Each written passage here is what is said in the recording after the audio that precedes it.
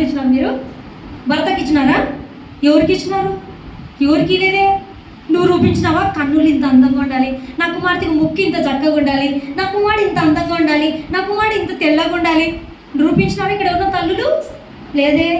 ఉచితముగా ఆయన బిడ్డని మన బిడ్డగా ఈ లోకంలోకి ఇచ్చాడంట. ఏది మీరు ఇవ్వండి, ఇస్తామమ్మా మనం? మన బిడ్డల్ని మీ బిడ్డలుగా ఉంచుకోండి లేనమ్మా అని ఇస్తామా? ఎంత లేకున్నా గంజి నీళ్ళు తాగి బ్రతికినా, రోడ్డు మీద ఉన్నా, అమ్మో నా బిడ్డలు నా దగ్గరే ఉండాలి, నేను ఎవరికి ఇయ్యను.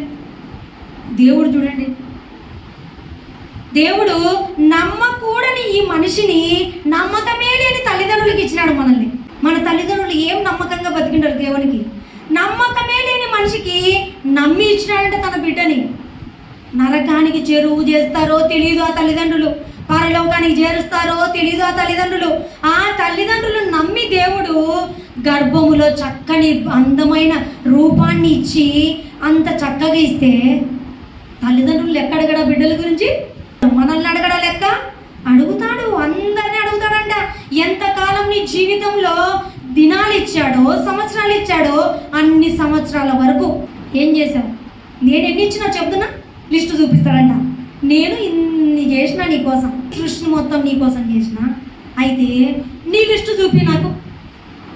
నా కోసం ఎన్ని గుణాలు మార్చుకున్నావు, నా కోసం ఎంతకాలం బ్రతికినావు, నా కోసం నీ పిల్లలతో కలిసి వచ్చావా, నీ భర్తను మార్చుకున్నావా, నీ కుమార్తెను మార్చుకున్నావా, ఎంతమందికి మేలుకరంగా బ్రతికావు, ఎంతమందికి కీడు చేస్తూనే బ్రతికావా?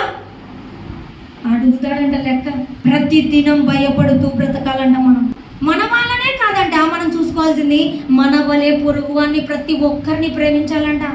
నా దేవుని గుణాలు అందరిలో ఉండాలని కోరుకుంటున్నాడు కదా, నా దేవుని గుణాలు నేను కలిగి ఉండి 10 మందిని మార్చాలనుకోవాలంట. అందుకే ఈ లోకంలో మనకి బ్రతుకునిచ్చాడంట. బ్రతుకు దినములు ప్రతి దినం గమనిస్తున్నాడంట. ప్రతిదీ చూస్తాంట, నేను నీకేమిస్తున్నా, నువ్వు నాకేం చేస్తున్నావు. ఈ లోకంలో ఇంత సుఖం అనుభవించినాడంటే నువ్వు మంచోడే ఏంటాడు అనుకుంటామా? అసలు సుఖం ఎక్కువ కోరుకునేదే మంచోడు కాదు, అది గుర్తించుకోవాలమ్మా. అంతే కదమ్మా? సుఖం ఎక్కువ కోరుకోరు మంచోడైతే, కష్టం కోరుకుంటాడు, కష్టపడాలనుకుంటాడు. నా ఇంటి వారి కోసం కష్టపడాలి, అందరి కోసం కష్టపడాలి. సుఖం కోరుకోడు కదమ్మా కష్టపడేవాడు. ఎవరు సుఖం కోరుకుంటాడు? కష్టపడనోడు.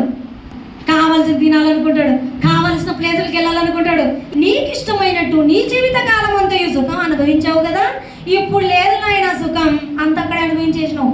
కొద్ది కాలం అనుభవించినావు, కొద్ది కాలం కష్టపడింటే, నా కోసం నీతిగా బ్రతికింటే, న్యాయంగా నడుచుకోనింటే, నీకు యుగ యుగాలు నేను ఇస్తుంటే కదా సంతోషం.